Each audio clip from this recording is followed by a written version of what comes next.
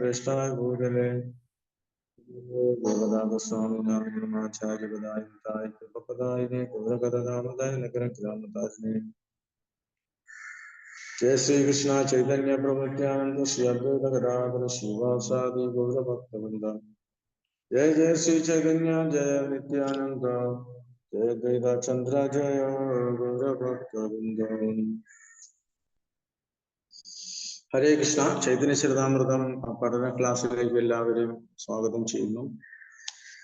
നമ്മൾ വായിച്ചുകൊണ്ടിരിക്കുന്നത് ചൈതന്യ ചരിതാമൃതം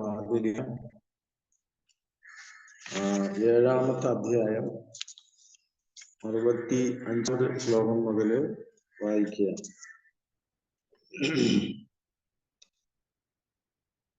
അപനേ പ്രകാശാനന്ദ പതേതേതരിയം വായാസ്ല സഭാമധ്യേ സമ്മാനാക്രിയ. എന്നാൽ പ്രകാശാനന്ദ സരസ്വതി സ്വയം മഹാപ്രഭുവിന്റെ കൈപിടിച്ച് ആനയിച്ച് അത്യാദരവോടെ സഭാമധ്യത്തിൽ ഉപവിഷ്ടനാക്കി. ഭാവാർത്ഥം, മഹാപ്രഭുവിനോടുള്ള പ്രകാശാനന്ദ സരസ്വതിയുടെ ആദരവ് നിറഞ്ഞ ഈ പെരുമാറ്റം അഭിനന്ദനീയമാണ്. ഇതിനെ അജ്ഞാത സുഹൃതി അഥവാ അറിയാതെ ചെയ്യുന്ന സുഹൃത്ത് പ്രവർത്തികൾ എന്ന് പറയുന്നു.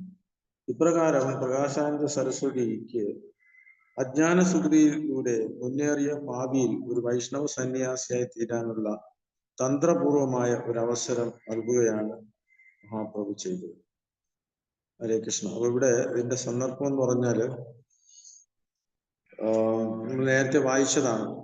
അതായത് പതിതാത്മാക്കളെ ഉദ്ധരിക്കുന്നതിന് വേണ്ടി മഹാപ്രഭു സന്യാസം സ്വീകരിച്ചു. അപ്പൊ മായയുടെ പിടിയിൽ നിന്നും മോചിതനാക്കാൻ വേണ്ടി പല ഉപായങ്ങളും ചൈതന്യ മഹാപ്രഭു ആസൂത്രണം ചെയ്യുക. അപ്പൊ അതിൽ നമ്മൾ മുൻ ശ്ലോകങ്ങളിൽ കണ്ടു, മ്ലേച്ഛന്മാരും യവനന്മാരും എല്ലാം ഭക്തന്മാരായി മാറി. അപ്പൊ അതില് മാറി നിന്ന ഒരു കൂട്ടം ആൾക്കാര് നിരാകാരവാദികളാണ്, മായാവാദീസ്. അവര് മാത്രം അകന്നു നിന്നു. അപ്പോ ശ്രീല പ്രഭുപാദര് അതുപോലെ ദേശകാലപാത്ര, അതായത് ദേശം, കാലം, പാത്രം, സമയം, സന്ദർഭം എല്ലാം, സ്ഥലം എല്ലാം മനസ്സിലാക്കിയിട്ട് ഒരു ശിഷ്യനെ എങ്ങനെ ഭഗവാന്റെ സേവനത്തിൽ ഉപയോഗപ്പെടുത്താം എന്ന് ശ്രീല പ്രഭുപാദർക്ക് അറിയാമായിരുന്നു. സാധാരണ നമുക്കറിയാം, ആശ്രമത്തിലോ അല്ലെങ്കിൽ ക്ഷേത്രത്തിലോ ഗൃഹസ്ഥന്മാർക്ക് താമസിക്കാൻ പറ്റില്ല. ഭാര്യ ഭർത്താക്കന്മാരായാലും അവർക്ക് ആശ്രമത്തില് അല്ലെങ്കിൽ അമ്പലത്തിൽ ചില വിലക്കുകളുണ്ട്. പക്ഷെ ഇവിടെ പ്രഭുപാദര് പറയുന്ന യൂറോപ്പിൽ അല്ലെങ്കിൽ US-ലെ സ്ത്രീ പുരുഷന്മാരെ അകറ്റി നിർത്താൻ കഴിയില്ലെന്ന് മനസ്സിലായി. കാരണം അവര് അത്രയ്ക്ക് ഇടപഴകുന്നവരാണ് സ്വതന്ത്രമായി. അപ്പൊ അവരെ വിവാഹ ജീവിതം പ്രോത്സാഹിപ്പിക്കുകയും പ്രചരണത്തിന് അവരെ ഉപയോഗപ്പെടുത്തുകയും ചെയ്തു. അപ്പോ രണ്ടുപേരും, അതായത് അവിഹിതമായ ലൈംഗിക ബന്ധം കർശനമായി നിരോധിച്ചു. പക്ഷെ അതേസമയം അവരെ പ്രചരണത്തിന് ഏർപ്പെടുത്തുകയും ചെയ്തു. അപ്പൊ നമുക്കറിയാം, ഇന്ന് ഹരേ കൃഷ്ണ പ്രസ്ഥാനത്തില് പ്രചാരം നടക്കുന്നതിന്റെ ഒരു പ്രധാന പങ്ക് ഗൃഹസ്ഥ ആശ്രമിക്കുന്നുണ്ട്. അതേസമയം ഗൃഹസ്ഥന് അല്ലെങ്കിൽ ബ്രഹ്മചാരിക്ക് ചില വിലക്കുകളുണ്ട്. പക്ഷെ ഒരു ഗൃഹസ്ഥനാകുമ്പോൾ ഭാര്യയ്ക്കും ഭർത്താവും ഏത് വീട്ടിലും എപ്പോഴും പോയി കയറി ചെല്ലാം, പ്രചാരം ചെയ്യാം. അപ്പൊ ഇത് വളരെ ഉപയോഗപ്രദമാണ്. അപ്പോൾ ചൈതന്യം ശ്രീല പ്രഭുപാദരും പല തന്ത്രങ്ങൾ ഉപയോഗിച്ച് കൃഷ്ണാബോധ പ്രസ്ഥാനം ലോകമെമ്പാടും പ്രചരിപ്പിച്ചു എന്നുള്ളതാണ്. നമുക്കിത് അനുഭവമുള്ളത്. അപ്പൊ എന്റെ അനുഭവത്തിൽ തന്നെ ഞാൻ കോയമ്പത്തൂരൊക്കെ ആയിരിക്കുന്ന സമയത്ത് ക്ഷേത്രമൊക്കെ അടച്ച ശേഷമാണ് ഞാനും വൈഫുമായിട്ട് പല വീടുകളിലും സന്ദർശിക്കുന്നത്. ആ സമയത്തായിരിക്കും അവർക്ക് ഫ്രീ. അപ്പൊ അവര് നമ്മളെ സ്വീകരിക്കുകയും നമ്മളെ കേൾക്കുകയും ചെയ്യും. പിന്നീട് അവർ പലരും ലൈഫ് മെമ്പറായി തീർന്നുണ്ട്, വെജിറ്റേറിയനായി അല്ലെങ്കിൽ ഡിവോട്ടിയായി തീർന്നവരുണ്ട്. അപ്പൊ ഇവിടെ ചൈതന്യ മഹാപ്രഭു നോക്കൂ, ബദ്ധാത്മാക്കളെ എങ്ങനെയെങ്കിലും ഭഗവാന്റെ തൃപ്പാദങ്ങളിൽ എത്തിക്കുക എന്നുള്ളതാണ്. ഭഗവത് പ്രേമം അവർക്ക് കൊടുക്കുക എന്നുള്ളതാണ്. പക്ഷെ ഇതിൽ പ്രധാനപ്പെട്ട ഒരു കാര്യം ഈ മായാവികളെ അല്ലെങ്കിൽ അവരെ മാറ്റുക എന്ന് പറഞ്ഞാൽ അത്ര എളുപ്പമല്ല. ഇവിടെ ചൈതന്യ മഹാപ്രഭു എങ്ങനെയാണ് അവരെ മാറ്റിയെടുത്തതെന്ന് നമുക്ക് നോക്കാം. അപ്പൊ ഇവിടെ ചൈതന്യ മഹാപ്രഭു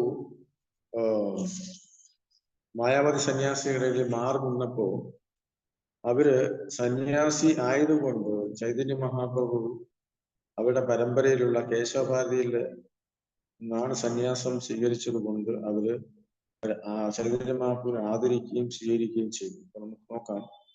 ഉച്ചില തുമാര നാമ ശ്രീകൃഷ്ണ ചൈതന്യ കേശവ ഭാരതീര ശിഷ്യ തതേ തുമിയന്യ. പ്രകാശൻ ശാസ്ത്രി പറഞ്ഞു, ശ്രീകൃഷ്ണ ചൈതന്യ എന്നാണ് അങ്ങയുടേത് എന്ന് ഞാൻ അറിയുന്നു. ശ്രീ കേശവ ഭാരതിയുടെ ശിഷ്യനും ആകയാൽ അങ്ങ് ശ്രേഷ്ഠനാണ്. സാമ്പ്രദായിക സന്യാസി ത്രിവിരഹായി ഗ്രാമേ വികാരണേ സഭാരണകരാദർശനേ.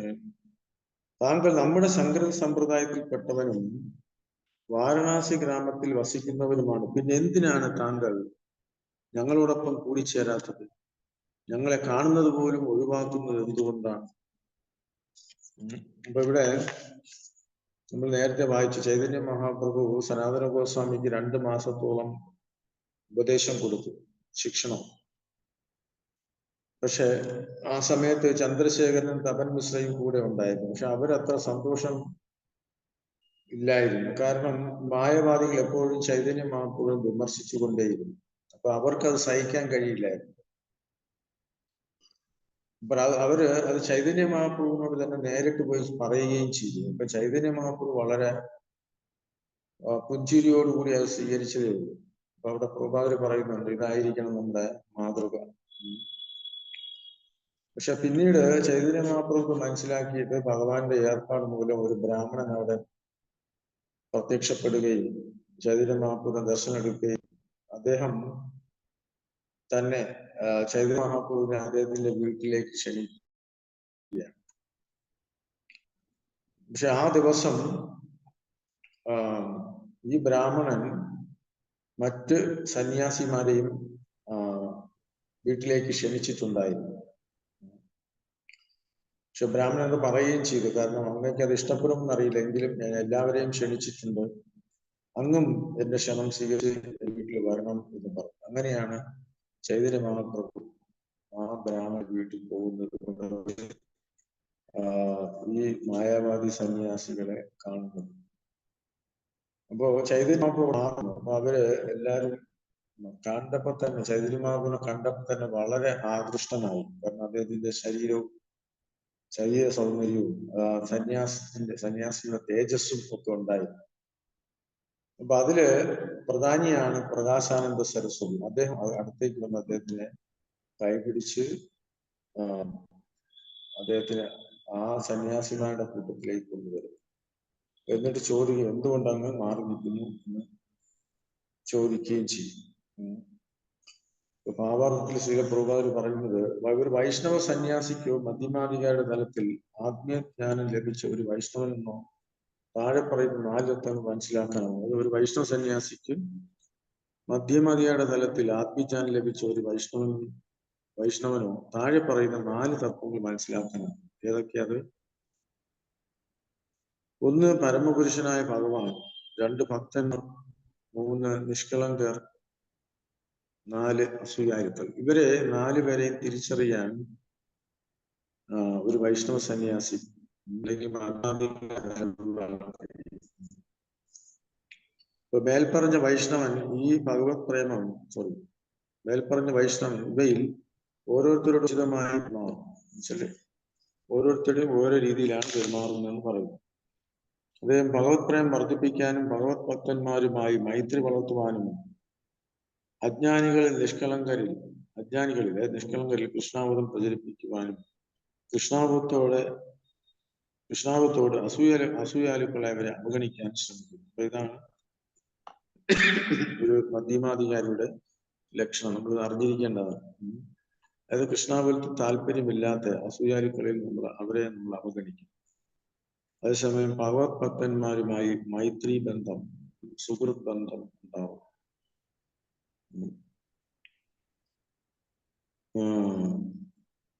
അജ്ഞാനികളില് കരുണ ഉണ്ടാവും. ശ്രീ ചൈതന്യ മഹാപ്രഭു ഈ പെരുമാറ്റത്തിന് ഉദാഹരണമായി. അതിനാലാണ് മഹാപ്രഭു തങ്ങളോട് ഒത്തുചേരുകയും സംഭാഷണം നടത്തുകയും ചെയ്യാത്തതെന്ന് പ്രകാശം അന്വേഷിച്ചു. കൃഷ്ണാബോധ പ്രചാരകൻ സാധാരണയായി മായാവാദികളുമായി സംഭാഷണത്തിൽ ഏർപ്പെട്ട് സമയം പാഴാക്കരുതെന്നും എന്നാൽ ശാസ്ത്രാധിഷ്ഠിതമായ വാഗ്വാദം ഉണ്ടായാൽ വൈഷ്ണവർ മുന്നോട്ട് വന്ന് സംസാരിച്ച് മായാവാദ തത്വശാസ്ത്രത്തെ പരാജയപ്പെടുത്തുമെന്നും സ്വന്തം ഉദാഹരണത്തിലൂടെ സ്ഥിരീകരിക്കുകയായിരുന്നു ചൈതന്യ മഹാപ്രഭു. അപ്പോ ചൈതന്യ മഹാപ്രഭു അത് സാധ്യമാണ്. പക്ഷെ നമ്മൾ സാധാരണ കഴിവ് പക്ഷെ അതിന് അവർക്ക് ചോദ്യം ചോദിച്ചാൽ അതിന് മറുപടി പറയാൻ നമ്മൾ ബാധ്യസ്ഥനാണ്. ശങ്കര സമ്പ്രദായത്തിൽ ദീക്ഷ സ്വീകരിച്ച് ഒരു വ്യക്തിയെ മാത്രമേ മായാവാദികൾ വേദവിധി പ്രകാരമുള്ള സന്യാസിയായി സ്വീകരിക്കൂ. അന്നത്തെ കാലത്ത് അങ്ങനെയായിരുന്നു. ഒരു സന്യാസിയായിട്ട് അംഗീകരിക്കണമെങ്കിൽ ശങ്കര സമ്പ്രദായത്തിൽ പഠിച്ച ഉള്ള ആളായിരിക്കണം, വേദശാസ്ത്രം പഠിച്ച ആളായിരിക്കണം. അങ്ങനെ ഒരുപാട് നിബന്ധനകൾ. വേദവിധി പ്രകാരമുള്ള ഒരു സന്യാസിയെ സ്വീകരിക്കുക. ബ്രാഹ്മണകുലം അല്ലാത്തതിനാൽ കൃഷ്ണാബോധ പ്രചാരക സന്യാസിമാർ യഥാർത്ഥ സന്യാസിമാരിൽ നിന്ന് അവര് ചിലപ്പോൾ വെല്ലുവിളിക്കാറുണ്ട്. എന്തുകൊണ്ടെന്നാൽ യഥാർത്ഥ ബ്രാഹ്മണകുല യാതൊരല്ലാത്തവർക്ക് അവർ സന്യാസം നൽകുകയില്ല. എന്നാൽ കലിയുഗത്തിൽ എല്ലാവരും ശൂദ്രന്മാരാണ് പിറക്കുന്നത്. നിർഭാഗ്യവശാൽ അവർക്കത് അറിയില്ല. കലോ ശൂദ്ര സ്വഭാവം. അപ്പോ ഹരേ കൃഷ്ണ പ്രസ്ഥാനത്തിൽ നമുക്കറിയാം, ഫോറിനേഴ്സ് ജാതി മതമൊന്നും നോക്കാതെ അവർക്ക് ബ്രാഹ്മൺ ദീക്ഷ കൊടുക്കാറ്. അപ്പൊ ഇതില് പലരും അസൂയാലുക്കളാണ്. കാരണം അവര് സാധാരണ സന്യാസിമാര് എന്ന് പറഞ്ഞാൽ ബ്രാഹ്മണ കുലത്തിൽ ജനിച്ചവർ, വേദാന്തം പഠിച്ചവർ, അങ്ങനെയുള്ളവർക്കാണ് സന്യാസം കൊടുക്കുന്നത്. ചില ഇതില് ഒരു ജാതകം നോക്കിയിട്ടൊക്കെയാണ് സന്യാസം കൊടുക്കുന്നത്. അങ്ങനെയുള്ള സമ്പ്രദായത്തിൽ കാര്യമുണ്ട്. ഈ യുഗത്തിൽ ബ്രാഹ്മണരില്ല, ജന്മാടിസ്ഥാനത്തിലുള്ള ബ്രാഹ്മണർക്ക് ബ്രാഹ്മണ ഗുണങ്ങൾ ഇല്ലെന്നും നാം മനസ്സിലാക്കുന്നു. ബ്രാഹ്മണ കുലജാതരല്ലെങ്കിലും ബ്രാഹ്മണങ്ങളോടുകൂടി വ്യക്തിയെ ബ്രാഹ്മണനായി സ്വീകരിക്കണമെന്ന് നാരദമുനിയും ശ്രീധരസ്വാമിയും സ്വീകരിക്കുന്നു. ഇത് ശ്രീമദ്ഭാഗവത്തിലും പ്രസ്താവിക്കുന്നു. ജാതി നോക്കാൻ പാടില്ല, ഗുണം കൊണ്ട് വേണം ഒരാളെ ജഡ്ജ് ചെയ്യാൻ. ജന്മാവകാശത്തിന്റെ അടിസ്ഥാനത്തിൽ ആരെയും ബ്രാഹ്മണനായി അംഗീകരിക്കുക ശരിയല്ലെന്ന്, ബ്രാഹ്മണന്റെ ഗുണങ്ങൾ അവനെ മാത്രമേ ബ്രാഹ്മണനായി കാണേണ്ടെന്നുള്ള വസ്തുത നാരദമുനി ശ്രീ ശ്രീധര ഗോസ്വാമികളും പൂർണ്ണമായി അംഗീകരിക്കുന്നു. ബ്രാഹ്മണന്റെ ഗുണങ്ങൾ ഉള്ളവനെ മാത്രമേ ബ്രാഹ്മണനെ കാണേണ്ടതെന്നും വസ്തുത നാരദമുനിയും ശ്രീധരസ്വാമിയും അംഗീകരിക്കുന്നു. അപ്പൊ നമ്മുടെ കൃഷ്ണാബോധ പ്രസ്ഥാനത്തിൽ നിർദ്ദിഷ്ടങ്ങളായ ബ്രാഹ്മണ തത്വങ്ങൾ പാലിക്കാത്തവർക്ക് നാം സന്യാസം നൽകാറില്ല. ഒരു അബ്രാഹ്മണന് സന്യാസിയാകാനാകില്ലെന്ന് യാഥാർത്ഥ്യമാണ്. എന്നിരുന്നാലും ബ്രാഹ്മണകുലത്തിൽ ജനിച്ച എന്നാൽ ബ്രാഹ്മണന്റെ യോഗ്യത ഇല്ലാത്തവന് ബ്രാഹ്മണനായും അബ്രാഹ്മണനായ കുലത്തിൽ ജനിച്ചു എന്നാൽ ബ്രാഹ്മണന്റെ യോഗ്യതകൾ ഉള്ളവനെ അബ്രാഹ്മണനായും സ്വീകരിക്കുന്നതിൽ താത്വിക പ്രസക്തിയില്ല. വഴിതെറ്റിക്കുന്നവയും സ്വനിർമ്മലങ്ങളായ വേദവിരുദ്ധ പ്രസ്താവനയും ഒഴിവാക്കിക്കൊണ്ട് കൃഷ്ണാബോധ പ്രസ്ഥാനം ശ്രീമദ് ഭാഗവത അനുശാസനങ്ങളെ കർശനമായി പിന്തുടരുന്നു. ഇവിടെ പലരും പലപ്പോഴും വിമർശിക്കാറുണ്ട് കൃഷ്ണാബോധ പ്രസ്ഥാനത്തെ. അപ്പൊ ചൈതന്യ മഹാപ്രഭുവിന്റെ സമയത്തും അതുപോലെ മായാവതി സന്യാസികൾ ചൈതന്യ മഹാപ്രഭുവിനെ വിമർശിച്ചു. പക്ഷേ പ്രഭുപാദര് തന്റെ ഗുരുപരമ്പരയുടെ നിർദ്ദേശം അനുസരിച്ച്, ചൈതന്യ മഹാപ്രഭുവിന്റെ നിർദ്ദേശം അനുസരിച്ച് കൃഷ്ണാബോധ പ്രചാരണത്തിന് പ്രാധാന്യം കൊടുക്കും. അവിടെ ഗൃഹസ്ഥനെന്നോ അല്ലെങ്കിൽ ജാതി മതമോ ഒന്നും നോക്കാതെ തന്നെ എല്ലാവരെയും പ്രേരിപ്പിച്ചു എന്നുള്ളതാണ്. അതിന്റെ ഫലമാണെന്ന് കാണുന്നു. സന്യാസിഹൈലാഹരൻ നർത്തനഗായന ഭാവുകാസവസംഗീകന കരന സങ്കീർത്തന. ഒരു സന്യാസിയായ താങ്കൾ എന്തുകൊണ്ടാണ് വികാരവിഷ്ടനായ ആളുകളൊന്നിച്ച് നൃത്തത്തിലും സങ്കീർത്തനത്തിലും ഏർപ്പെട്ടിരിക്കുന്നത്? ഭാവാർത്ഥം. ഇത് പ്രകാശാനന്ദ സരസ്വതി മഹാപ്രഭുവിനോട് ഉന്നയിച്ച ഒരു വെല്ലുവിളിയാണ്. ഭക്തിദാസ ഠാക്കൂർ തന്റെ അനുഭാഷ്യത്തിൽ ഇപ്രകാരം എഴുതുന്നു: വേദാന്ത പഠനത്തിന് അനുയോജ്യനായ ഒരു വിദ്യാർത്ഥി യാരെന്ന് വേദാന്ത തത്വ ഗവേഷകന്മാരുടെ ആത്യന്തിക ആശ്രയവും പരമപ്രഭുവും സ്വയം ശ്രീകൃഷ്ണ ഭഗവാൻ തന്നെയുമായ ചൈതന്യമാപ്പ് ഉറപ്പിച്ച് എഴുതിയിരിക്കുന്നു. ഇത്തരം ഒരു വിദ്യാർത്ഥിയുടെ ആദ്യ യോഗ്യത അദ്ദേഹം ശിഷ്ടാഷ്ടകത്തിൽ വ്യക്തമാക്കുന്നു. ഇപ്പോ ഇവിടെ എന്താണ് യോഗ്യത എന്ന് ചോദിച്ചാൽ ചൈതന്യ മഹാപ്രഭു തന്നെ ശിഷ്ടാഷ്ടകം തന്നിട്ടുണ്ട്. അതിലെന്താണ് യോഗ്യത പറയുന്നത്? തൃണാദപി സുനിചേനാതരോദപി സഹിഷ്ണുന അമാനിന മാനദേന കീർത്തനീയം സദാ. ഗുരുശിഷ്യ പരമ്പരയിലൂടെ ആകണം വേദാന്ത ശ്രവണവും പഠനവും നടത്തേണ്ടത്. ഈ പ്രസ്താവന സൂചിപ്പിക്കുന്നു. ഒരുവൻ എളിമ നിറഞ്ഞ മാനസികാവസ്ഥ ഉള്ളവനായിരിക്കും. തൃണത്തെക്കാൾ താഴ്ന്നവനാണ് താനെന്ന ഭാവവും വിഷത്തേക്കാൾ സഹിഷ്ണും ഉണ്ടായിരിക്കും. സ്വയം ആദരവ് ആഗ്രഹിക്കാതെ അന്യർക്ക് എല്ലാ ആദരവും നൽകാൻ സന്നദ്ധനായിരിക്കും. വൈദിക ജ്ഞാനം മനസ്സിലാക്കുവാൻ സാധിക്കണമെങ്കിൽ ഒരുവൻ ഈ യോഗ്യത ഉണ്ടായിരിക്കും. അപ്പൊ എന്തൊക്കെയാണ് നമ്മൾ പഠിച്ചിരിക്കേണ്ട കാര്യമാണ്? അതായത് വിനയം. ഒന്ന്, ഗുരുശിഷ്യ പരമ്പരയിലുള്ള വേദാന്ത ശ്രവണമായിരിക്കും. എളിമ നിറഞ്ഞ മാനസികാവസ്ഥ ഉള്ളവനായിരിക്കും. ഗുണത്തേക്കാൾ താഴ്ന്നവരായിരിക്കും. അതായത് തുല്യനാണ്. വൃക്ഷത്തേക്കാൾ സഹിഷ്ണുതയുള്ളവനായിരിക്കും. ആദരവ് ആഗ്രഹിക്കാൻ പാടില്ല. പക്ഷെ അതേസമയം മറ്റുള്ളവർക്ക് ആദരവ് നൽകുകയും വേണം. അപ്പൊ ഇതാണ് യോഗ്യത. ഇതിലും ഈ യോഗ്യത നമുക്ക് പറഞ്ഞു തന്നിട്ടുണ്ട്. വേദാന്ത പഠന ധ്യാന സന്യാസീരധർമ്മ താപമചാരികരാഖ്യേന പാവുചര കർമ്മ. ധ്യാനവും വേദാന്ത പഠനവുമാണ് സന്യാസിമാരുടെ പ്രഥമ കർത്തവ്യം. താങ്കൾ എന്തുകൊണ്ടാണ് അത് ഉപേക്ഷിച്ച് വികാരവിഷ്ടനാരത്തോടൊപ്പം നൃത്തം ചെയ്യുന്നത്? അപ്പൊ ഇതാണ് അവരുടെ ചോദ്യം. 1 ശ്ലോകത്തിൽ വിവരിച്ചുള്ളത് പോലെ മായാവതി സന്യാസിമാർ നൃത്തവും കീർത്തനവും അംഗീകരിക്കുന്നില്ല. അവർക്ക് പഠനത്തിൽ മാത്രമാണ് ശ്രദ്ധ. ചാറോ ഭട്ടാചാര്യരെ പോലെ പ്രകാശൻ സരസ്വതി മഹാപ്രഭുവിനെ വഴിപിഴച്ച ഒരു സന്യാസിയായി തെറ്റിദ്ധരിച്ചു. അതിനാൽ സന്യാസധർമ്മം അനുഷ്ഠിക്കുന്നതിന് പകരം മതാന്തന്മാരോടൊത്ത് നൃത്തം ചെയ്യുന്നതിന് അദ്ദേഹം മഹാപ്രഭുവിനോട് ചോദിച്ചു.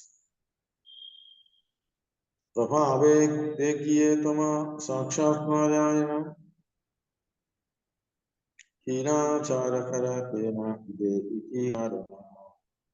അങ്ങയുടെ ഉജ്ജ്വലമായ തേജസ് കണ്ടാൽ അങ്ങ് സാക്ഷാത് നാരായണ തുല്യനായി തോന്നുന്നു. എന്നാൽ ദയവായി പറഞ്ഞു തരിക, എന്തുകൊണ്ടാണ് അങ്ങ് താഴ്ന്നതരം ആളുകളുടെ പെരുമാറ്റം സ്വീകരിക്കുന്നത്? ഭാവാർത്ഥം: പരിത്യാഗം, വേദാന്ത പഠനം, ധ്യാനം, യമനിയമങ്ങളുടെ ദിനചര്യ, നിബന്ധമായ അനുഷ്ഠാനം എന്നിവയുടെ ബലത്താൽ തീർച്ചയായും മായാവതി സന്യാസിമാർ പുണ്യകർമ്മങ്ങൾ ചെയ്യാനുള്ള വിധാനത്തിലാണ്. മഹാപ്രഭു സാധാരണ മനുഷ്യനല്ലെന്നും സാക്ഷാൽ നാരായണൻ തന്നെയാണെന്നും ഇത്തരം പുണ്യകർമ്മങ്ങളുടെ പ്രവർത്താൽ പ്രകാശാൻ സരസ്വതിക്ക് മനസ്സിലാക്കാൻ കഴിഞ്ഞു. അതിനാലാണ് അദ്ദേഹം മഹാപ്രഭുവിനെ സാക്ഷാത് നാരായണ എന്ന് അഭിസംബോധന ചെയ്തത്. അടുത്ത ജന്മം തങ്ങൾ നാരായണനിലെന്നോ അഥവാ നാരായണനായി മാറുമെന്നോ ചിന്തിച്ച് മായാവാദി സന്യാസി തങ്ങളെ പരസ്പരം നാരായണൻ എന്ന് അഭിസംബോധന ചെയ്യുന്നു. പരസ്പരം നമസ്കരിച്ചിട്ട് നമോ നാരായണ എന്ന് പറയും. നാരായണന്റെ പേര് പറഞ്ഞിട്ട് അവര് പരസ്പരം നാരായണന്മാരാണ് എന്ന് വിചാരിച്ചാണ് അത് പരസ്പരം നമസ്കരിക്കുകയും ആദരവ് കൊടുക്കുകയും ചെയ്യുന്നത്. പക്ഷെ ഇവിടെ അതേപോലെ അവര് സന്യാസി നാരായണനായി കണ്ടുകൊണ്ട് ചൈതന്യമാപ്രഭുവിന് ആദരവ് കൊടുത്തു, നമസ്കരിച്ചു. അപ്പോ ഇവിടെ ചൈതന്യമാപ്രഭു സാധാരണ സന്യാസിയല്ല, സാക്ഷാത് നാരായണൻ. ഇപ്പൊ എന്ത് സംഭവിച്ചു? അവർക്കതിന്റെ ആ പുണ്യം, അജ്ഞാന സുഹൃത്തി കൂടി. നാരായണനായി തീരുവാൻ അദ്ദേഹത്തിന് അടുത്ത ജന്മം വരെ കാത്തിരിക്കാനെന്ന് കണ്ട് പ്രകാശന സരസ്വതി ആശ്ചര്യം പോകുന്നു.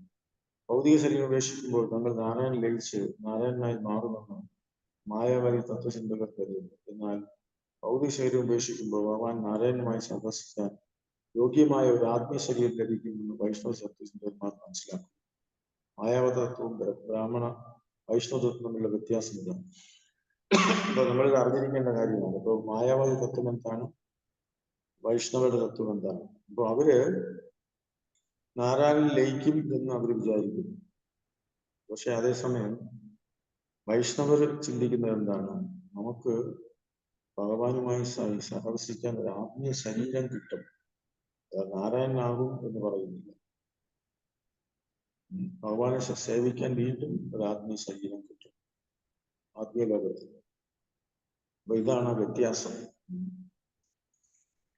प्रभु कहे सुना श्रीपाद विहार कारण ഗുരുമാര മോർക്കതേക്ക് കൈലാസാസന.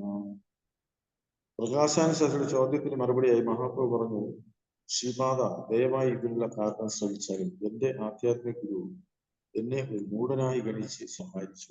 ചൈതന്യ മഹാപ്രഭു എത്ര വിനയമായിട്ട് പറയുന്നു. ഭഗവാൻ ചൈതന്യ മഹാപ്രഭു വേദാന്ത പഠനത്തിലും ധ്യാനത്തിലും ഏർപ്പെടാത്തതിന് കാരണം പ്രകാശൻ ശാസ്ത്രം അന്വേഷിച്ചപ്പോൾ ഒന്നാന്തരം വിഡ്ഢിയാണ് താൻ എന്ന രൂപത്തിൽ മഹാപ്രഭു തന്നെ അവതരിപ്പിച്ചു. ഇപ്പോഴുള്ള കലിയുഗത്തിൽ മൂഢന്മാരുടെയും അധമന്മാരുടെയും യുഗമാണെന്നും കേവലം വേദാന്ത പഠനത്തിലൂടെ ജ്ഞാനത്തിലൂടെയും പരിപൂർണം നേടാൻ യുഗത്തിൽ സാധ്യമല്ലെന്ന് സൂചിപ്പിക്കുവാനാണ് മഹാപ്രഭു ഇപ്രകാരം പെരുമാറിയത്. ശാസ്ത്രങ്ങൾ ശക്തമായി പ്രഖ്യാപിക്കുന്നു. എന്താണ് പ്രഖ്യാപിക്കുന്നത്? ഹരേ രാമ ഹരേ നാമ ഹരേ നാമേവ കേവലം കലൗ നാസ്തിയേവ നാസ്തിയേവ നാസ്തിയേവ ഗതിരം. കലഹവും കാപട്യവും നിറഞ്ഞ ഈ കലിയുഗത്തിൽ മോക്ഷപ്രാപ്തിക്കുള്ള ഒരേ ഒരു മാർഗം ഹരിയുടെ തിരുനാമജപമാണ്.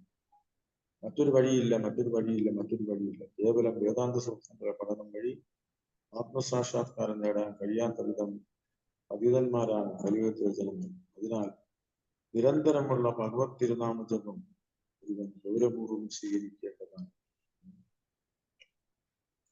ചൈതന്യ മഹാപ്രഭു അവിടെ പറഞ്ഞ് മനസ്സിലാക്കുക. മൂർഖത്വമീ തുമാര നഹി വേദാന്താധികാര കൃഷ്ണമന്ത്ര ജപാസദാ മന്ത്രസാര. എന്റെ ഗുരുനാഥൻ എന്നോട് പറഞ്ഞു, നീ ഒരു മൂഢനാണ്, നിനക്ക് വേദാന്തത്വം പഠിക്കാനുള്ള യോഗ്യതയില്ല. അതിനാൽ നീ നിരന്തരം കൃഷ്ണന്റെ ദിവ്യനാമങ്ങൾ ജപിക്കണം. ഇതെല്ലാ വേദമന്ത്രങ്ങളുടെയും അന്തസത്തയാണ്. ഭാവാർത്ഥം. ഈ സന്ദർഭത്തിൽ ഭക്തൻ സരസ്വതി ഠാക്കൂർ മഹാരാജ് ഭക്തിസാൻ സരസ്വതി ഗോസ്വാമി മഹാരാജ് ഇപ്രകാരം ഭാഷണം നൽകുന്നു. തന്റെ ഗുരുമുഖത്തിൽ നിന്നും ശ്രവിക്കുന്ന വചനങ്ങൾ അതേപടി അനുസരിച്ചാൽ ഒരുവൻ തന്റെ ജീവിത ദൗത്യത്തിൽ പരിപൂർണ വിജയം കൈവരിക്കാവുന്നതാണ്. അപ്പോ ഇതിന് ഇപ്രകാരം ഗുരുവിന്റെ വചനങ്ങളെ സ്വീകരിക്കുന്നതിന് ശൗതവാക്യം എന്നാണ് പറയുന്നത്. അപ്പോൾ ഗുരുവിന്റെ വാക്കുകൾ അതേപടി നമ്മൾ സ്വീകരിക്കുകയും അനുസരിക്കുകയും ചെയ്താൽ പരിപൂർണ വിജയം ഉണ്ടാകും എന്നാണ് ഇവിടെ ഭക്തിസാൻ ഠാക്കൂർ പറയുന്നത്. പ്രഭുപാദരും പറഞ്ഞിട്ടുണ്ട്. എന്റെ ഗുരുവിന്റെ, അതായത് ഗുരുവിന്റെ ഇൻസ്ട്രക്ഷൻ, നിർദ്ദേശങ്ങൾ ജീവിത ദൗത്യമായി എടുത്തുകൊണ്ട് അദ്ദേഹം പ്രചാരം ചെയ്യാൻ തയ്യാറായി. ശിഷ്യൻ ഗുരുവിന്റെ നിർദ്ദേശങ്ങൾ വ്യതിചലിക്കാതെ അവ നടപ്പിലാക്കണമെന്നാണ് ഇതിനർത്ഥം. ഒരു ശിഷ്യൻ തന്റെ ഗുരുവിന്റെ വചനങ്ങളെ ജീവന തുല്യമായി സ്വീകരിക്കണമെന്ന് വിശ്വനാഥ ചക്രവർത്തി ഠാക്കൂർ ഈ അവസരത്തിൽ പ്രസ്താവിക്കുന്നു. കൃഷ്ണന്റെ തിരുനാമങ്ങൾ ജപിക്കാൻ തന്റെ ഗുരു ആജ്ഞാപിച്ചു എന്ന് പറയുന്നതിലൂടെ ചൈതന്യ മഹാപ്രഭു ഇവിടെ ഇക്കാര്യം സ്വീകരിക്കാൻ കൃഷ്ണമന്ത്ര ജപസദാ മന്ത്രസാര എന്ന സ്വന്തം ഗുരുവിന്റെ ആജ്ഞ ശിരസാവഹിച്ച് മഹാപ്രഭു നിരന്തരം കൃഷ്ണജപ മന്ത്രം ജപിച്ചു. ശ്രീകൃഷ്ണ ഭഗവാനാണ് എല്ലാറ്റിന്റെയും ഉത്ഭവസ്ഥാനം. അതിനാൽ ഒരുവൻ പൂർണ്ണമായും കൃഷ്ണാബോധനാകുമ്പോൾ ആ വ്യക്തി കൃഷ്ണനുമായുള്ള ബന്ധം ഉറപ്പിച്ചു കഴിയും എന്ന് മനസ്സിലാക്കാം. കൃഷ്ണാബോധത്തിന്റെ അപൂർണതയിൽ ഒരുവൻ ഭാഗ്യമായി മാത്രം കൃഷ്ണനുമായി ബന്ധപ്പെടുകയാകയാൽ അതയാളുടെ സ്വരൂപാവസ്ഥയല്ല. ചൈതന്യ മഹാപ്രഭു പരമപുരുഷനായ ശ്രീകൃഷ്ണ ഭഗവാനും പ്രപഞ്ചത്തിന്റെ മുഴുവൻ ഗുരുവായിരുന്നിട്ടും അവിടുന്ന് ഒരു ശിഷ്യന്റെ സ്ഥാനം സ്വീകരിച്ചു. ഒരു ഭക്തൻ ഗുരുവിന്റെ ആജ്ഞ കർശനമായി സ്വീകരിച്ച് നിരന്തരം ഹരേ കൃഷ്ണ മന്ത്രം ജപിക്കുന്ന കർത്തവ്യം എപ്രകാരം നിറവേറ്റണമെന്ന് ഉദാഹരണത്തിലൂടെ പഠിപ്പിക്കുവാനാണ് അവിടെ ഇപ്രകാരം ചെയ്തത്. ഇപ്പോ ചൈതന്യ മഹാപ്രഭു അത് ചെയ്യേണ്ട ആവശ്യമില്ല. പക്ഷെ നമുക്ക് ഒരു മാതൃക കാണിച്ചു തരികയാണ്. വേദാന്ത പഠനത്തിൽ അത്യന്തം ആകൃഷ്ടരായവർ മഹാപ്രഭു നൽകിയ ഈ തത്വ അനുശാസനം സ്വീകരിക്കേണ്ടതാണ്. ഈ യുഗത്തിൽ വേദാന്ത പഠനത്തിന് അയോഗ്യരാകിയാൽ എല്ലാ വൈദിക വിജ്ഞാനത്തിന്റെയും അന്തസത്തയായ ഭഗവത് തിരുനാമം ചെയ്യുകയാണ് ഉത്തമം. ഭഗവത്ഗീത 15 കൃഷ്ണൻ സ്വയം സ്ഥിരീകരിക്കുന്നു. വേദൈശ സർവൈരഹമേവ വേദ്യ വേദാന്ത കൃത്വേദ വിദേഹജാഹം എല്ലാ വേദങ്ങളെയും അറിയേണ്ടത് എന്നെയാണ്. വേദാന്തം ധരിച്ചതും വേദങ്ങൾ അറിയുന്നതും ഞാനാണ്. അപ്പൊ ഒരിക്കല് ശ്രീല പ്രഭുപാദ് തന്റെ ശിഷ്യന്മാരോട് ചോദിച്ചു, എന്തിനാണ് ഞാൻ ഈ പുസ്തകങ്ങളെല്ലാം എഴുതിയത്? എന്തിനാണ് ക്ഷേത്രങ്ങൾ നിർമ്മിച്ചത്? എന്തിനാണ് പ്രസാദ വിതരണം ചെയ്തത്? അപ്പൊ ഓരോരുത്തരും ഓരോ മറുപടി നൽകി. പ്രഭുപാദർ പറഞ്ഞു, അല്ല അല്ല അല്ല, കാരണം എല്ലാത്തിന്റെ ഉദ്ദേശം ആണ് എല്ലാം കൊണ്ട് ഭഗവാന്റെ നാമം ജപിപ്പിക്കുക. ഇത് കലിയുഗത്തിലെ ധർമ്മമാണ്. ഇതാണ് നമ്മൾ ചെയ്യാനുള്ളത്. മൂഢന്മാർ മാത്രമേ ഗുരുവിന്റെ സേവനം ഉപേക്ഷിച്ച് തങ്ങളെ ആധ്യാത്മിക ജ്ഞാനത്തിന് മുന്നേറിയവരായി സ്വയം കരുതുകയുള്ളൂ. ഇപ്രകാരമുള്ള മൂഢന്മാരെ നിയന്ത്രിക്കുവാനാണ് ഇപ്രകാരം ഒരു ശിഷ്യനാകാമെന്ന് സ്വന്തം ദാഹനത്തിലൂടെ മഹാപ്രഭു കാഴ്ചവെച്ചത്. ഓരോ ശിഷ്യനെ ഇപ്രകാരം അനുയോജ്യമായ കർത്തവ്യങ്ങളിൽ ഏർപ്പെടുത്താമെന്ന് ആദ്യം നന്നായി അറിയാം. എന്നാൽ ശിഷ്യൻ ഗുരുവിനെ പുരോഗമിച്ചവനാണെന്ന് താനെന്ന് കരുതി അദ്ദേഹത്തിന്റെ ആജ്ഞകൾ ഉപേക്ഷിച്ച് തന്നിഷ്ടപ്രകാരം പ്രവർത്തിച്ചാൽ അതവന്റെ ആധ്യാത്മിക ജ്യോതിക്ക് തന്നെയാണ് തടസ്സമാവുക. അതുകൊണ്ട് നമ്മള് ഗുരുവിന്റെ ആജ്ഞയ്ക്ക് വിരുദ്ധമായി ഒന്നും പ്രവർത്തിക്കാൻ പാടില്ല. നമുക്കറിയാം, മൂന്നാമത്തെ അപരാധമാണ് ഗുരുവിന്റെ ആജ്ഞ തിരസ്കരിക്കുന്നത്. ഒരു സമയത്ത് പ്രഭുപാദരുടെ ആജ്ഞ നിരസിച്ചുകൊണ്ട് പലരും വൃന്ദാവനത്തിലും ഹിമാലയത്തിലും പല സ്ഥലങ്ങളിലുമായി നാമം ജപിക്കാനായിട്ട് പോയി. ശരിയാണ്, നാമജപം തന്നെയാണ് ഇതിന്റെ എല്ലാം സാരം. പക്ഷെ നമുക്ക് ഈ കലിയുഗത്തില് പൂർണ്ണമായും 24 മണിക്കൂർ നാമം ജപിച്ചുകൊണ്ട് ഇരിക്കാൻ കഴിയില്ല, ഹരിദാഷ്ടാക്കുന്ന പോലെ. അപ്പൊ പലരും പ്രഭുപാദര് ഇൻഡയറക്റ്റ് ആയിട്ട് ഓക്കെ നിന്റെ ഇഷ്ടത്തിന് ചെയ്തോളൂ എന്ന് പറഞ്ഞു. പക്ഷെ അവര് ആധ്യാത്മിക ഗുരുവിന്റെ ആജ്ഞ തിരസ്കരിക്കാൻ പാടില്ല. കാരണം പ്രഭുപാദര് നമുക്കിവിടെ തന്നിരിക്കുന്നത് നാമജപം മാത്രമല്ല, ഭാഗവത പഠനം, ക്ലാസ്, പൂജാവിധികള്, പ്രസാദ സേവ, ക്ഷേത്ര നിർമ്മാണം, അങ്ങനെ പല പല പ്രോജക്റ്റ് നമുക്ക് വരും. കാരണം ഒന്നില് മാത്രം നമുക്ക് കോൺസെൻട്രേറ്റ് ചെയ്യാൻ പറ്റില്ല. അപ്പൊ ഇതെല്ലാം ഒരു മിക്സറാണ്. നവവിധ ഭക്തിയില് നമുക്ക് എല്ലാം കൂടി ഇത് ചെയ്യേണ്ടി വരും. ശ്രവണം, കീർത്തനം, സ്മരണം, അർച്ചനം, വന്ദനം, ദാസ്യം, സഖ്യം, ആത്മനിവേദനം. എന്നാൽ ശിഷ്യൻ ഗുരുവിനേക്കാൾ പുരോഗമിച്ചാണ് താനെന്ന് കരുതി അദ്ദേഹത്തിന്റെ ആദ്യങ്ങളിൽ തന്നിഷ്ടപ്രകാരം പ്രവർത്തിച്ചാൽ അവന്റെ ആധ്യാത്മിക ജ്യോതിക്ക് തന്നെ തടസ്സമാണ്. കൃഷ്ണപദത്തിൽ യോഗ്യനായി ഓരോ ശിഷ്യനും താൻ കൃഷ്ണശാസ്ത്രത്തിൽ അജ്ഞനെന്ന് കരുതി കൊണ്ട് ഗുരുവിന്റെ ആജ്ഞകൾ നടപ്പിലാക്കാൻ എല്ലായ്പ്പോഴും സന്നദ്ധനായിരിക്കും. അപ്പൊ നമുക്കറിയാം, ഭക്തിയുടെ ആദ്യത്തെ സ്റ്റെപ്പ് എന്ന് പറഞ്ഞാൽ വിനയമാണ്. ആ പടി ചവിട്ടാതെ നമുക്ക് മുന്നോട്ട് പോകാൻ കഴിയില്ല. ആധ്യാത്മിക ഗുരുവിന് മുന്നിൽ ശിഷ്യൻ തന്നെ ഒരു ബുദ്ധിയായി കാഴ്ചവെക്കേണ്ടതാണ്.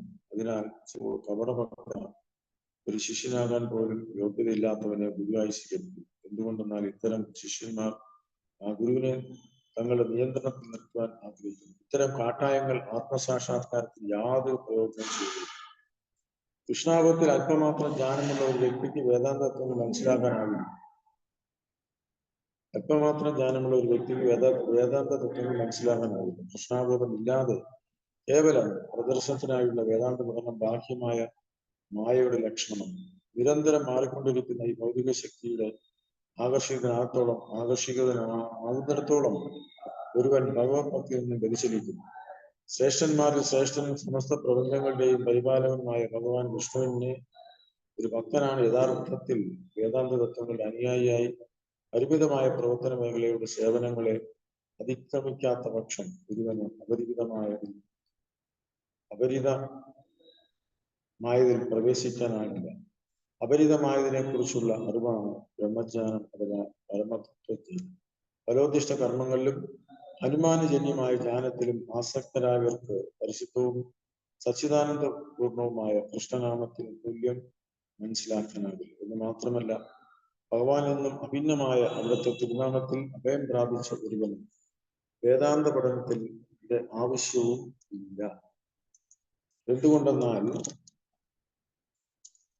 അവന് നേരത്തെ തന്നെ ഇത്തരം പഠനങ്ങൾ പൂർത്തിയാക്കിയവനാണ്. ഇപ്പോ ഭക്തന് നാമമന്ത്രം ഉപേക്ഷിച്ചിട്ട് വേദാന്ത പഠനത്തിൽ മാത്രം പോകേണ്ട ആവശ്യമില്ല. കാരണം നാമം ജപിക്കുന്ന ഒരു വ്യക്തി മുൻജന്മത്തില് വേദാന്ത പഠനം നടത്തിയവരാണ്.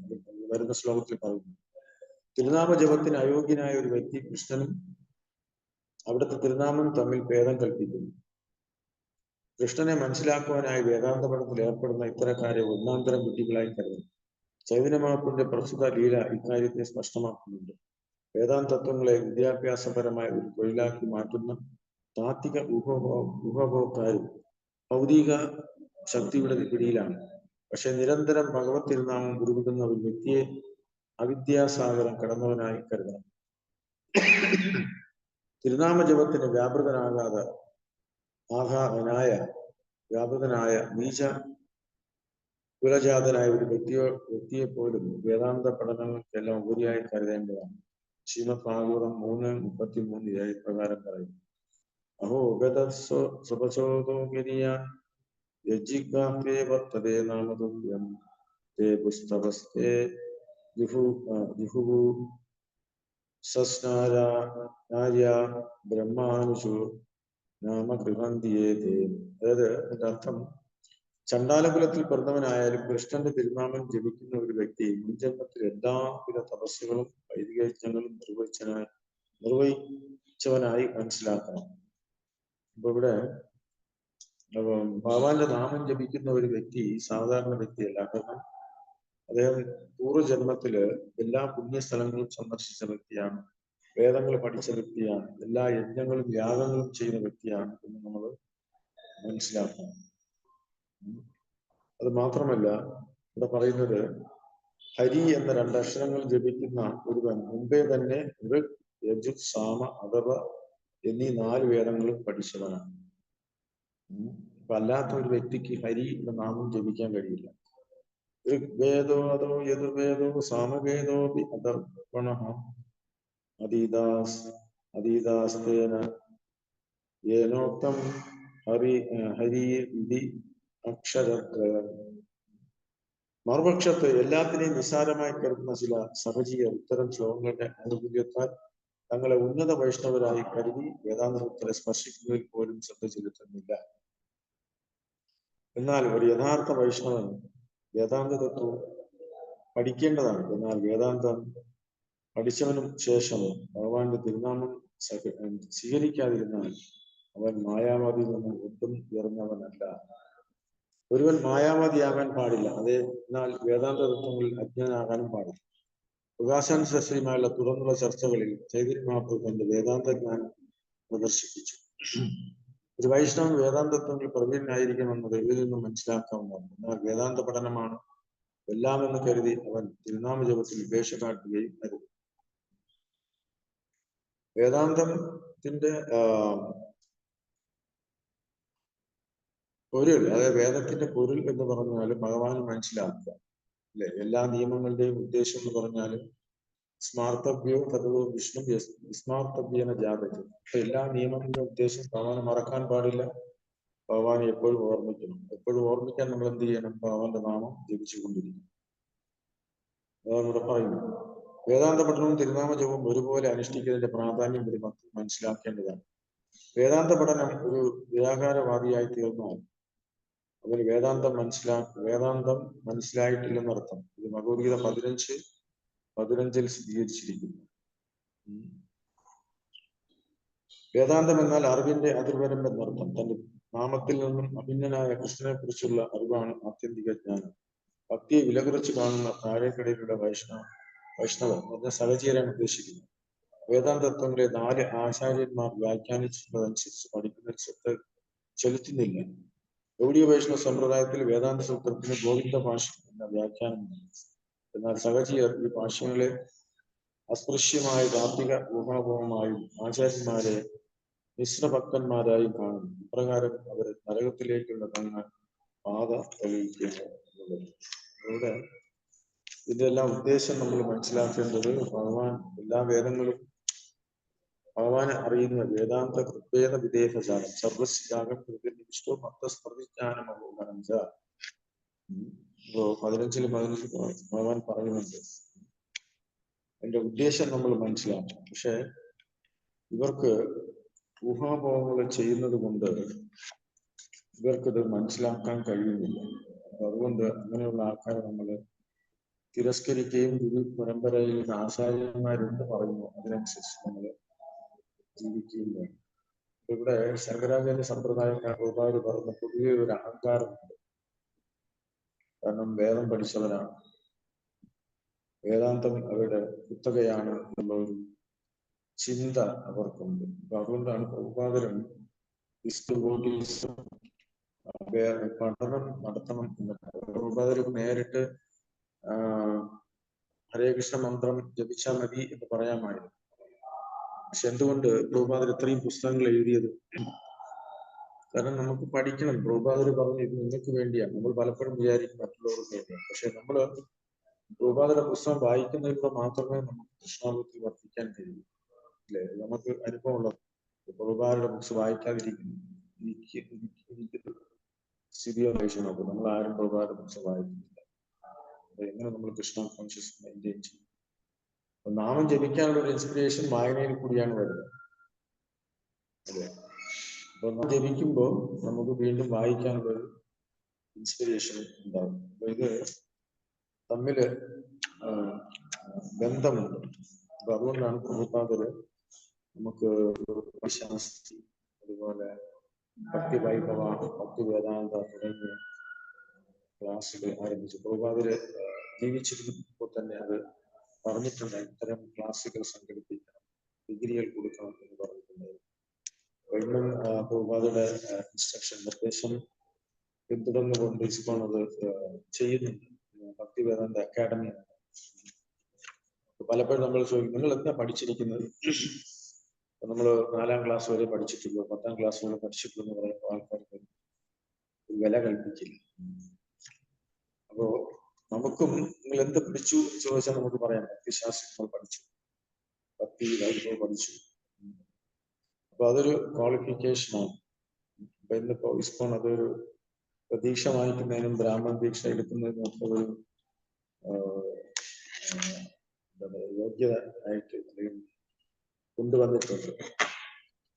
ഓക്കെ. ഹരേ കൃഷ്ണ കൃഷ്ണ കൃഷ്ണ ഹരേ ഹരേ, ഹരേ രാമ രാമ രാമ ഹരേ. 72ാമത്തെ ശ്ലോകത്തിൽ നമ്മൾ നിർത്തുകയാണ്. അപ്പൊ അടുത്ത നമ്മൾ വായിക്കാനുള്ളത് 73ാമത്തെ ശ്ലോകമാണ്. എന്തെങ്കിലും അഭിപ്രായം ഉണ്ടെങ്കിൽ പെട്ടെന്ന് പറയാം, അല്ലെങ്കിൽ എന്തെങ്കിലും ചോദ്യം ഉണ്ടെങ്കിൽ പറയാം. ഞാൻ കൂടുതൽ എക്സ്പ്ലനേഷൻ തന്നിട്ടില്ല, കാരണം ഇത് പ്രഭുപാദരുടെ ബുക്സിൽ തന്നെ കൂടുതൽ എക്സ്പ്ലനേഷൻ ഉണ്ട്. അതുകൊണ്ട് വലിയൊരു പ്രഭാഷണത്തിന്റെ ആവശ്യമില്ല. ഹരേ കൃഷ്ണ. ആർക്കെങ്കിലും എന്തെങ്കിലും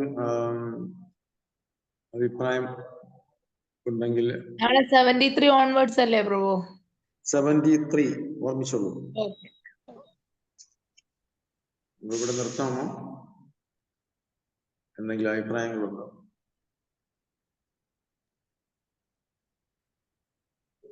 കൃഷ്ണ, ആർക്കെങ്കിലും എന്തെങ്കിലും ഡൗട്ട്സോ എന്തെങ്കിലും കമന്റ്സ് ഉണ്ടെങ്കിൽ ദയവായി പറയുക. ഹരേ കൃഷ്ണ മാജീസ് ആൻഡ് പ്രഭു. ഹരേ കൃഷ്ണ. ഉണ്ടെങ്കിൽ നമുക്ക് ആഡ് ചെയ്യാം. ഹരേ കൃഷ്ണ പ്രഭു.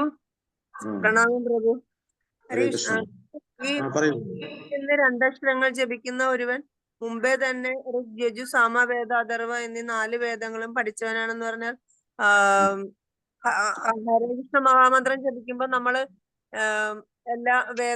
എല്ലാ വേദങ്ങളും പഠിച്ചവർക്ക് പഠിച്ചതുപോലെയാണെന്നാണോ ഉദ്ദേശിക്കുന്നത്? പഠിച്ചതുപോലെയല്ല, പഠിച്ചവരാണ്. അതെ. നമ്മളെല്ലാവരും പൂർവ്വജന്മത്തിൽ പഠിച്ചവരാണ്. അല്ലെങ്കിൽ നമുക്ക് ഇവിടെ വരാനോ ഭഗവാനെ സേവനം ചെയ്യാനോ ഗുരുവിന് ഒരു ആധ്യാത്മിക ഗുരുവിന് ലഭിക്കില്ലല്ലോ. പക്ഷെ നമ്മളത് മറന്നുപോയി. വീണ്ടും നമ്മൾ പഠനത്തിലൂടെ വീണ്ടും നമ്മൾ അത് തിരിച്ച് നമുക്ക് ആ മെമ്മറി കൊണ്ടുവരാൻ പറ്റും. നമുക്കിവിടെ വേദാന്ത പഠനത്തിന്റെ ആവശ്യമില്ലല്ലോ, കാരണം അത് നമ്മൾ പഠിച്ചു കഴിഞ്ഞതാണ്. അപ്പൊ അതിന്റെ ഉദ്ദേശം എന്താണ്? ഭഗവാൻ അതിനു വേണ്ടിയല്ലേ നമ്മൾ ശ്രമിക്കുന്നത്, അതിനു വേണ്ടിയല്ലേ നാമം ജപിക്കുന്നത്. അപ്പൊ ഇവിടെ നമ്മൾ ഡയറക്റ്റ് ആയിട്ട് ഭക്തിയുത സേവനമാണ് ചെയ്യുന്നത്. ഇത് ഏറ്റവും ഉന്നതമായ ഒരു സേവനമാണ്. കാരണം ഗോപികുമാര് ചെയ്യുന്ന ഒരു സേവനമാണ്. ഭഗവാൻ കുക്ക് ചെയ്യുന്നത് ആരാണ്? സേവനം ചെയ്യുന്ന ഗോപികമാരാണ്, അല്ലെ? അപ്പോ അവർ ചെയ്യുന്ന ഒരു സേവനമാണ് നമുക്ക് കിട്ടിയിരിക്കുന്നത്. പക്ഷെ നമ്മളത് ഗുരുവിന് സമർപ്പിക്കുന്നു എന്ന് മാത്രം. നമ്മൾ യോഗ്യരല്ല. മനസ്സിലായില്ലേ? അപ്പോ യോഗിമാരും മുനിമാർക്കും മായാവാദികൾക്കും കിട്ടാത്ത ഒരു അവസരമാണ്. അവരിങ്ങനെ ആർട്ടിഫിഷ്യലായിട്ട് ഇന്ദ്രിയങ്ങളെ നിയന്ത്രിക്കാൻ ശ്രമിക്കുന്നു, വേദങ്ങൾ പഠിക്കുന്നു, ഭഗവാനെ മനസ്സിലാക്കാൻ ശ്രമിക്കുന്നു. പലപ്പോഴും അവരതിന് പതനവും സംഭവിക്കാം. പക്ഷെ നമുക്കിവിടെ ഡയറക്റ്റ് ആയിട്ട് ഗുരുവിന്റെ കാരുണ്യം കൊണ്ട് ഭഗവാനെ സേവനം ചെയ്യാൻ അവസരം കിട്ടിയില്ല. ഭഗവാൻ മൂർത്തി രൂപത്തില് വിഗ്രഹ രൂപത്തിൽ പ്രത്യക്ഷപ്പെട്ടു ഗുരുവിന്റെ നിർദ്ദേശപ്രകാരം അല്ലെങ്കിൽ അപേക്ഷപ്രകാരം നമ്മുടെ മുന്നിൽ പ്രത്യക്ഷപ്പെട്ടിരിക്കുക. അപ്പൊ നമുക്ക് നേരിട്ട് സേവനം ചെയ്യാൻ ഒരു അവസരമാണ്. അല്ലെ, നമ്മൾ ഡ്രസ് ചെയ്യുന്നു, ഭഗവാനെ നിവേദ്യം ചെയ്യുന്നു, ഇതെല്ലാം ഭക്തിയുടെ സേവനത്തിൽ പെട്ടതാണ്. അപ്പൊ നമ്മള് തിരിച്ച് വീണ്ടും വേദാന്ത പഠനത്തിലേക്ക് പോകണ്ട. പ്രഭുപാദർ പറഞ്ഞിരിക്കുന്ന അനുസരിച്ച് ഭഗവത്ഗീത, ഭാഗവതം, ഉപനിഷത്ത്, പിന്നെ ഈ ഭക്തി രസാമൃതസുണ്ട്, ഈ 4 പുസ്തകങ്ങൾ പഠിച്ചാൽ മതി. മറ്റുള്ള എല്ലാ പുസ്തകങ്ങളും അതിന്റെ ഒരു വ്യാഖ്യാനമല്ലേ. അതുകൊണ്ട് നമ്മൾ ഭക്തിശാസ്ത്രയില് ഈ 4 പുസ്തകങ്ങൾ റെക്കമെൻഡ് ചെയ്തിരിക്കുന്നു. പിന്നെ അതുകൂടാതെ നമ്മൾ ഭാഗവതം പഠിക്കുന്നു, ഭക്തി വൈഭവം, അതുപോലെ ചൈതന്യ ചരിതാമൃതം. ഇത് മതിയല്ലോ. അതിനുള്ള സമയമല്ലേ ഉള്ളൂ നമുക്ക്. അതിന് തന്നെ ഇത്രയും പുസ്തകങ്ങൾ വായിക്കാൻ നമുക്ക് സമയം കിട്ടുന്നില്ല, അല്ലേ? ഇടയ്ക്ക് ഒരുപാട് കാര്യങ്ങൾ ചെയ്യേണ്ടതുണ്ട്. അപ്പോ നമുക്കിപ്പോ 4 വേദങ്ങൾ എടുത്ത് പഠിക്കേണ്ട ആവശ്യമില്ല. അപ്പോ ഹരി എന്ന വാക്ക് എല്ലാവർക്കും ജപിക്കാൻ കഴിയില്ല. ഒരു പക്ഷേ നമ്മളെ വീട്ടിലെ ബന്ധുക്കൾ ആരെങ്കിലും പോയി ഹരി എന്ന നാമം ജപിക്കാൻ പറഞ്ഞു, ചിലർക്ക് സാധിക്കില്ല എന്ന് പറഞ്ഞാൽ അവർ നിർഭാഗ്യവാന്മാരാണ്. അവർ മുൻജന്മത്തില് ഈ വേദങ്ങളെ കുറിച്ച് പഠിച്ചിട്ടില്ല എന്നർത്ഥം. അപ്പൊ അതുകൊണ്ട് ഭക്തന്മാർ എപ്പോഴും ഉന്നത ശ്രേണിയിലാണ്. നമ്മൾ ഒരിക്കലും വില കുറച്ച് കാണരുത്. അതുകൊണ്ടാണ് വൈഷ്ണവ അപരാധം നമ്മൾ ഒഴിവാക്കണം എന്ന് പറയുന്നത്. രാവിലെ എഴുച്ചാൽ നമ്മൾ ജപിക്കുന്നതിന് മുമ്പ് 10 അപരാധങ്ങൾ പറയുന്നില്ലേ? അതിൽ ഒരു ആദ്യത്തെ അപരാധമാണ് വൈഷ്ണവ നിന്ദ. 5 അപരാധങ്ങളിൽ ഏറ്റവും പ്രധാനപ്പെട്ട ഒന്നാണ് വൈഷ്ണവ നിന്ദ. ഹരേ കൃഷ്ണ. ഹരേ കൃഷ്ണ. താങ്ക് യു പ്രഭു. ഹരേ കൃഷ്ണ. നമുക്കൂടെ നിർത്താം. ഓക്കെ. ഹരേ കൃഷ്ണ. ഹരേ കൃഷ്ണ പ്രഭു. ഹരേ കൃഷ്ണ.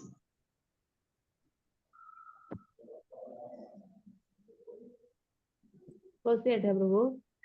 ഓക്കെ. വാഞ്ചാകൽപതരുഭ്യശ്ച കൃപാസിന്ധുഭ്യശ്ച പാവനേഭ്യോ വൈഷ്ണവേഭ്യോ. ഹരേ കൃഷ്ണ. Thank U.